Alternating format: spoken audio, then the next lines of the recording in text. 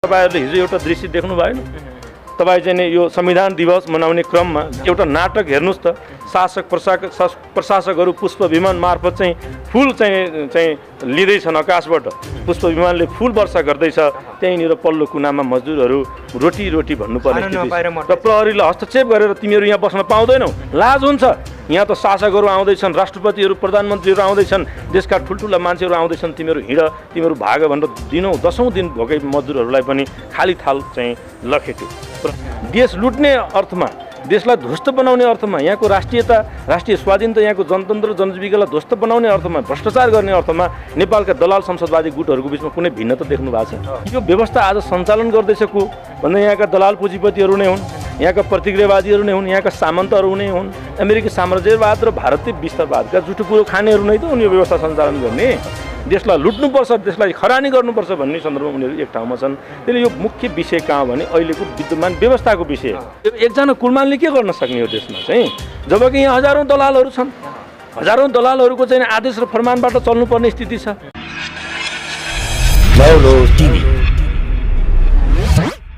दर्शक महानुभावहरू, यतिखेर हामी यो माइती घर मण्डलामा आइपुगेका छौँ, जहाँ चाहिँ एमसीसी खारेज गर्नुपर्छ र विशेष गरेर अहिलेको द्वितीयको सरकारले चाहिँ पास गरिनु हुँदैन भन्ने मूल नाराका साथ एउटा कार्यक्रम भइरहेको छ र जसको विषयमा हामी यहाँलाई जानकारी गराउनको लागि यतिखेर हामी बसन्त भोगटी सरसँग संवाद गर्नेछौँ। आउनुहोस्, म सरलाई हार्दिकतापूर्वक स्वागत गर्न चाहन्छु। स्वागत छ सर। Thank you.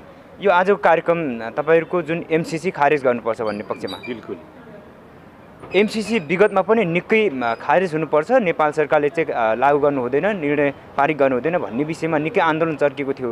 तर नेपाल सरकारको मनस्थिति त्यो पक्षमा छैन। जसरी भए पनि लागू गरेरै छाड्ने मनस्थितिमा हुनुहुन्छ।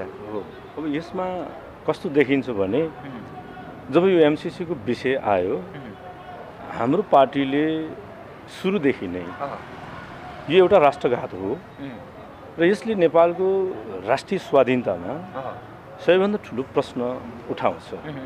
त्यसैले यो राष्ट्रको विरुद्धमा छ र यसको खारेज गर्नुपर्छ भनेर हामीले धेरै कार्यक्रमहरू गर्दै आएका छौँ। यहाँको पार्टी भन्नुभयो नि, हाम्रो पार्टी नेपाल कम्युनिस्ट पार्टी क्रान्तिकारी माओवादी, जसले विप्लव पार्टी होइन, जसको नेतृत्व मोहन वैद्य किरणले गर्दै हो। र यो पार्टीले विगत यो एमसीसीको मात्रै विषय होइन, हामीले राष्ट्रिय स्वाधीनताको पक्षमा विगत 2 वर्षदेखि हामी निरन्तर सङ्घर्षरत छौँ। जस्तो भारतीय विस्तारवादबाट हाम्रो भूमिहरूमाथिको जुन अतिक्रमण छ, पछिल्लो समयमा लिपुलेक, लिम्पियाधुरा र कालोपानीको प्रकरण जो अगाडि आयो, कि यसको विरुद्धमा पनि हामी निरन्तर चाहिँ एउटा जागरण अभियानमा छौँ। र अहिले एमसीसीको विषय एउटा चाहिँ जटिल विषय बनेर नेपालको पोलिटिक्समा अहिले देखा परेको छ। र मूलतः एमसीसी के हो भन्ने कुरा जनताले बुझ्न जरुरी छ। यसका विषयमा धेरै प्रचारबाजीहरू अहिले गरिएका छन् र संक्षिप्तमा यसलाई हामीले कसरी व्याख्या गर्न सक्छौँ भने कि एमसीसी भनेको मिलेनियम च्यालेन्ज कर्पोरेसन कम्प्याक्ट भनेको चाहिँ अमेरिकी साम्राज्यवादको चाहिँ रक्षा मन्त्रालयले जुन एक प्रकारको रक्षा विभागबाट निर्माण गरेको एउटा संयन्त्र, सैन्य संयन्त्र अन्तर्गतको एउटा यो अङ्ग हो। नेपाललाई हेर्ने उसको दृष्टिकोण यसमा के हो भने इन्डो पेसिफिक स्ट्राटेजी भन्छ उसले। इन्डो पेसिफिक स्ट्राटेजी भन्नुको अर्थ हिन्द प्रशान्त रणनीति भने हिन्द प्रशान्त महासागरसँग जोडिएका सबै भूगोलहरूलाई उसले यही रणनीतिभित्र, उसको यही सैन्य रणनीतिभित्र राखेर हेर्दैछ। र उसले यो एमसीसी सम्झौता मार्फत नेपालबाट हिन्द प्रशान्त महासागरसँग जोडिएका धेरै देशहरूमा आफ्नो युद्ध अभ्यास, युद्ध सपना पुरा गर्ने चाहिँ प्रयत्न गर्दैछ। र मूलतः नेपाललाई एउटा युद्ध भूमिमा, एउटा रणमैदानमा, एउटा रक्त मैदानमा परिणत गर्ने उसको योजना यो भित्र लुकेको छ। यसको मुख्य अन्तर्वस्तु यही हो। र अहिले विश्व शक्तिको रूपमा उदयमान राष्ट्रको रूपमा जो चाइना अगाडि आइराखेको छ, मूलतः यो चाइनाको काउन्टरका लागि उसले चाहिँ नेपाल मार्फत चाइनालाई काउन्टर दिने एउटा अभ्यास गर्दैछ। पहिलो कुरा चाहिँ त्यसो हुनाले एउटा राष्ट्रघात हो। राष्ट्रघात हो भन्ने कुरा। दोस्रो विषय छ यसमा, म अझै थोरै के राखौँ भने कि एमसीसीले अहिले अर्को विषय के गरेको छ भने नेपालमा जति पनि चाहिँ जल सम्पदाहरू छन्, नदी नालाहरू छन्, यहाँको मूलतः जल सम्पत्ति भन्नुहोस्, त्यसमा चाहिँ बहुराष्ट्रिय कम्पनीहरू खडा गर्ने र नेपालका सबै चाहिँ नदी नालाहरूलाई ती बहुराष्ट्रिय कम्पनीको अन्डरमा लैजाने। यसरी हेर्दा बग्दा त्यो नेपालको चाहिँ भूगोल भएर बग्छ। यद्यपि त्यसको नियन्त्रण भनेको त अमेरिकी साम्राज्यवादले तयार गरेको बहुराष्ट्रिय कम्पनीसँग जान्छ। त्यसो हुनाले यो अर्को एउटा राष्ट्रघात हो। यसको तेस्रो पक्ष के हो भन्नुहुन्छ भने कि नेपाल एक असंलग्न परराष्ट्र नीतिलाई आत्मसात गर्ने एउटा स्वतन्त्र देश हो विश्वको मानचित्रमा कि हामी एक स्वतन्त्र देश हौँ र हामी असंलग्न परराष्ट्र नीतिलाई फलो गर्छौँ। यसो हुनुको अर्थ के हो भने कि तपाईँ हाम्रो देशले गर्ने कुनै पनि निर्णय अर्को देशसँग गर्ने कुनै पनि सन्धि वा सम्झौताले अर्को तेस्रो मुलुकलाई कुनै पनि नोक्सानी दिनु हुँदैन। यसरी हेर्दाखेरि चाहिँ यो सिधा अमेरिकाले इन्डो पेसिफिक स्ट्राटेजी मार्फत यो सम्झौता नेपालमा लागू गर्ने र यहाँबाट सिङ्गो चाहिँ तपाईँको चाहिँ हिन्द प्रशान्त सागरका देशहरूमा एउटा युद्ध अभ्यास गर्ने जुन एउटा प्रक्रियावली सुरु भएको छ त्यो अर्थमा पनि यो चाहिँ राष्ट्रघात हो।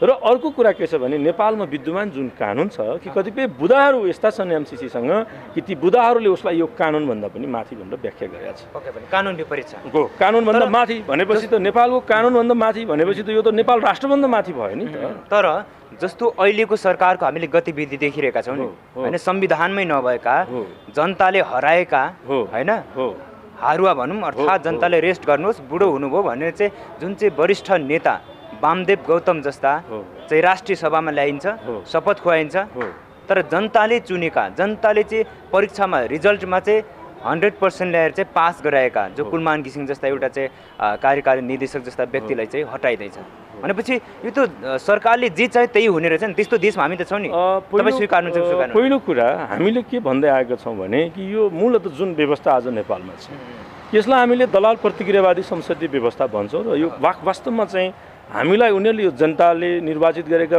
हामी अधिकारीहरू हौँ त भन्छन् तर त्यो कुरा सत्य होइन कि यो व्यवस्था आज सञ्चालन गर्दैछ को भन्दा यहाँका दलाल पुँजीपतिहरू नै हुन् यहाँका प्रतिक्रियावादीहरू नै हुन् यहाँका सामन्तहरू नै हुन् अमेरिकी साम्राज्यवाद र भारतीय विस्तारवादका जुठो कुरो खानेहरू नै त उनी यो व्यवस्था सञ्चालन गर्ने। त्यसले यो व्यवस्थामा जनताले के कुरा बुझ्नु हुँदैन भने यो व्यवस्थाले हाम्रो पक्षमा जनताको पक्षमा काम गर्छ। तपाईँ एउटा त्यस्तो उदाहरण दिन सक्नुहुन्छ कि यो सरकारले जनताको पक्षमा कुनै काम गरेको छ आजको दलाल संसदवादी गुटले जनताको पक्षमा कुनै निर्णय गरेको छ देश लुट्ने अर्थमा देशलाई ध्वस्त बनाउने अर्थमा यहाँको राष्ट्रियता राष्ट्रिय स्वाधीनता यहाँको जनतन्त्र जनजीविकालाई ध्वस्त बनाउने अर्थमा भ्रष्टाचार गर्ने अर्थमा नेपालका दलाल संसदवादी गुटहरूको बिचमा कुनै भिन्नता देख्नु भएको छ। उनीहरू एक ठाउँमा छन् देशलाई लुट्नुपर्छ देशलाई खरानी गर्नुपर्छ भन्ने सन्दर्भमा उनीहरू एक ठाउँमा छन्।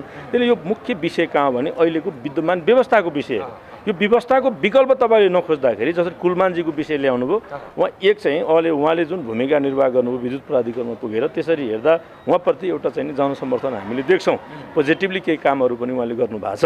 यद्यपि एउटा कुलमानजीलाई स्थापित गर्ने कुरा होइन यो चाहिँ एकजना कुलमानले के गर्न सक्ने हो देशमा चाहिँ जबकि यहाँ हजारौँ दलालहरू छन् हजारौँ दलालहरूको चाहिँ आदेश र फरमानबाट चल्नुपर्ने स्थिति छ।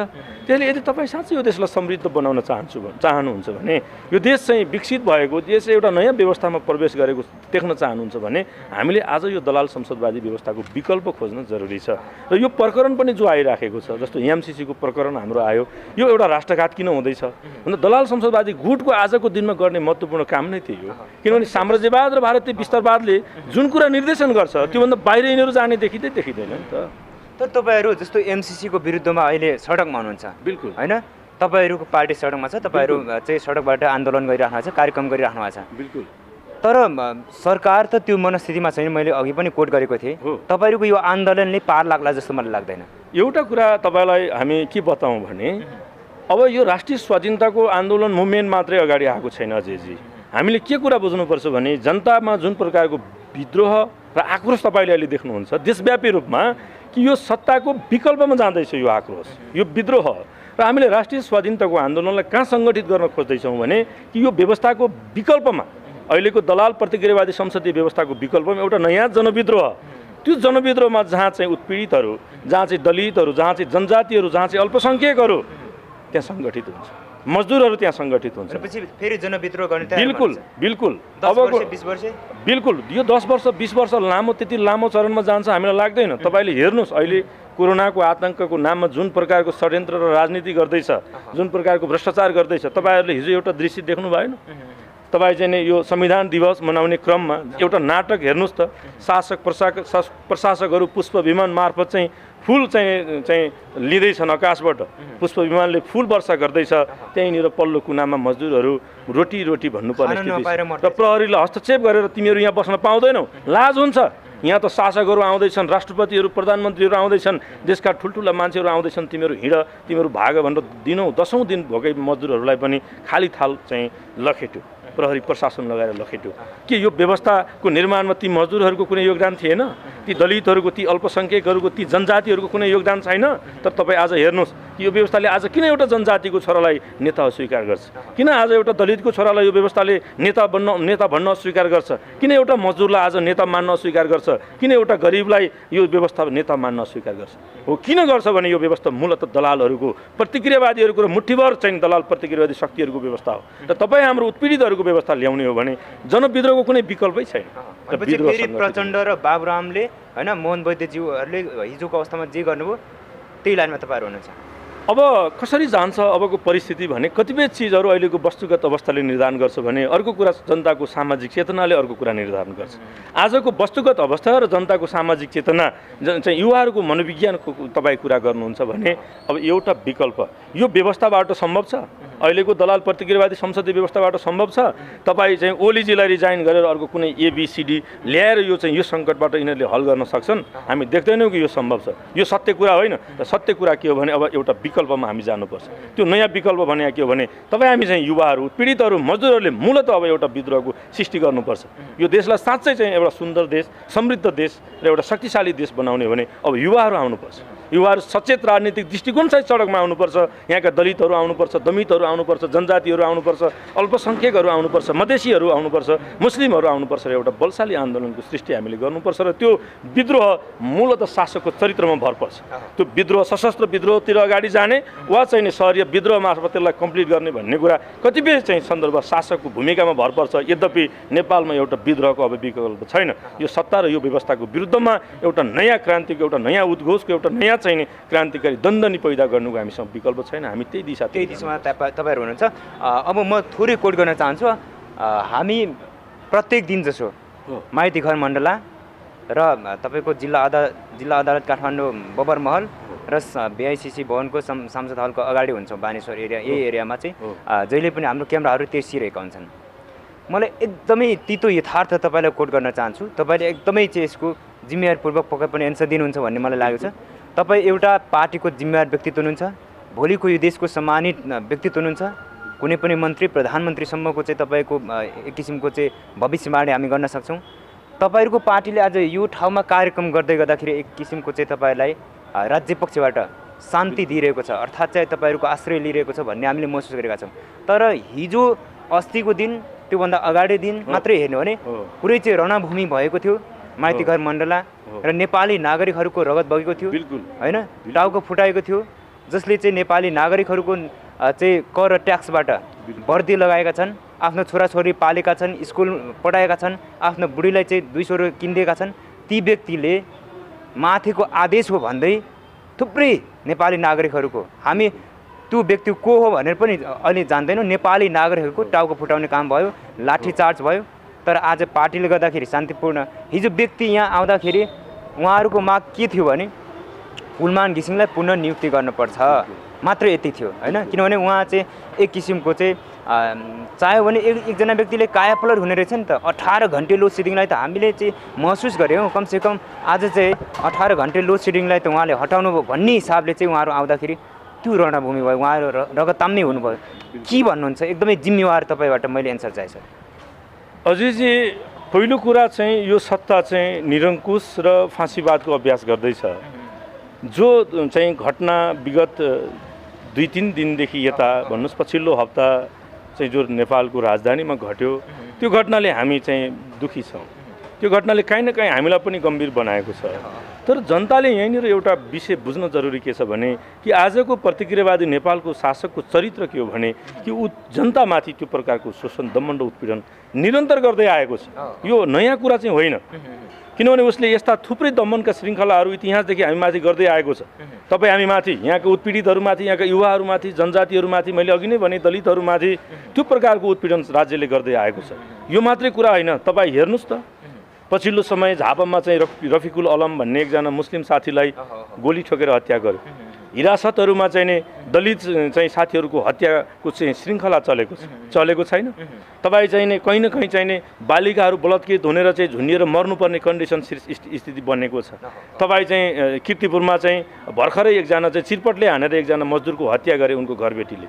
हेर्दाखेरि तपाईँ चाहिँ पश्चिम रुकुम र जाजरकोटको घटना हेर्नुहोस्, नवराज विक सहितका साथीहरूमाथिको चाहिँ राज्यको बर्बर दमन हेर्दा यो एउटा रूप जस्तो देखिन्छ। यो घटनामा कुनै एउटा व्यक्ति संलग्न भए जस्तो, एउटा प्रहरी संलग्न भए जस्तो विषय त्यो होइन। मूलत यसको अन्तर्वस्तु के हो भने यी घटनाहरू सबै शासकहरूले घटाएको घटनाहरू होइनन्। यदि होइन भने अपराधीहरूलाई शासक किन कारवाही गर्न सक्दैन, किन कारवाही गर्न तयार छैन? त्यसले मूलत आजको युवाले बुझ्नुपर्ने विषय के हो भने कि यो शासक प्रतिक्रियावादी छ, यो शासक निरङ्कुश छ, यो शासक फाँसीवादी छ। यसो हुनुले यति मात्रै छैन, शासक ऊ अन्धो पनि छ, ऊ बहिरो पनि छ, ऊ कायर पनि छ, ऊ पागल पनि छ। जब शासक निरङ्कुश भएपछि, जब शासक अन्धो भएपछि, बहिरो कायर र पागल भएपछि उसले गर्छ यही। त्यसो हुनाले यसको विकल्प अब तपाईँ एउटा कुलमानजीको नियुक्तिको प्रक्रियाबाट यसको विकल्प सम्भव छैन। तपाईँ कतिवटा नियुक्ति चाहिँ गर्ने त जनताले? तपाईँ यही सर्वोच्च अदालतबाट हेर्नुहोस्, एकजना हत्यारा आफ्नो श्रीमतीको हत्यारा रञ्जन कोइरालालाई जुन प्रकारले उन्मुक्ति दियो तपाईँले हेर्नु भएको छैन? अब भ्रष्टाचारीहरूको उन्मुक्तिको प्रक्रिया यहाँबाट चलिरहेको छ। अरबका चाहिँ भ्रष्टाचारका घटनाहरू सार्वजनिक भएका छन्। ती भ्रष्टाचारीलाई चाहिँ यो अदालतले के गर्छ? एकदम चाहिँ नै निर्दोष करार गर्छ। अनि तपाईँको आन्दोलनले, यो प्रकारको आन्दोलनले कहाँ चाहिँ हामीले गर्ने? त्यसैले यो अब आन्दोलन अंशमा होइन, अझै आन्दोलन अब मुख्यतः आन्दोलनको जड त कहाँनिर हो? यो सङ्कटहरूको जड के हो भने यो व्यवस्था हो। यसको विरुद्धमा परिलक्षित गर्न जरुरी छ। त्यसो भयो एउटै कुरा बताइदिनुहोस् मलाई, एकदमै दुधको दुध पानीको पानी छुटाइदिनु होला। जिल्ला प्रशासन कार्यालय काठमाडौँले सिडिओले चाहिँ अहिले सभा कुनै पनि तपाईँहरू अहिले जुन कार्यक्रम गरिरहनु भएको छ त्यस्तै चोकमा चाहिँ भिडभाड सभा सम्मेलन गर्न पाइँदैन भने चाहिँ नोटिस जारी गरेको छ। त्यही अरूकै भरमा चाहिँ थुप्रै साथीहरू चाहिँ घाइते हुनुभएको छ होइन। थुप्रै साथीहरूले चाहिँ ट्रमा सेन्टर पुर्याइएको छ, थुप्रै साथीहरूको घाउचोट भएको छ। आज तपाईँले चाहिँ पर्मिसन लिनुभएको छ कि छैन? एकदम हामीले कुनै पर्मिसन लिएको छैन। जनताको आवाजलाई बुलन्द गर्न किन पर्मिसन लिने? उनीसँग किन पर्मिसन लिने? हामीले जनताको आवाज बोल्दैछौँ। यो आज जो हामी केही मान्छेहरू, केही प्रतिनिधिहरू, केही अभियन्ताहरू, केही राजनीतिक कर्मीहरू यहाँ उपस्थित भएका छौँ, हेर्दा सङ्ख्यात्मक रूपमा हामी थोरै छौँ, तर यो हाम्रो मात्रै विषय होइन। यो 3 करोड नेपाली जनताको आवाज हो। 3 करोड नेपाली जनताको आवाजलाई सडकमा अभिव्यक्त गर्न कसैको पर्मिसन लिन जरुरी छ? दलाल शासकसँग पर्मिसन लिन जरुरी छ? यो सत्ताका मत्यारहरूसँग पर्मिसन लिन जरुरी छ? हो, हामीले पर्मिसन लिएका छौँ। त्यो पर्मिसन हामीले नेपाली जनतासँग लिएका छौँ। 3 करोड नेपाली जनताहरूसँग, यहाँका उत्पीडित जनताहरूसँग, उत्पीडित जातिहरूसँग, वर्गहरूसँग हामीले त्यो पर्मिसन लिएका छौँ र हामीले यो कार्यक्रमको आयोजना गरेका छौँ। यो शासकसँग, अहिलेको चाहिँ नि शासक वर्गसँग कुनै पनि पर्मिसनको कुरा छैन। थ्याङ्क यू सो मच यहाँको समय र संवादको लागि। बिल्कुल, थ्याङ्क यू।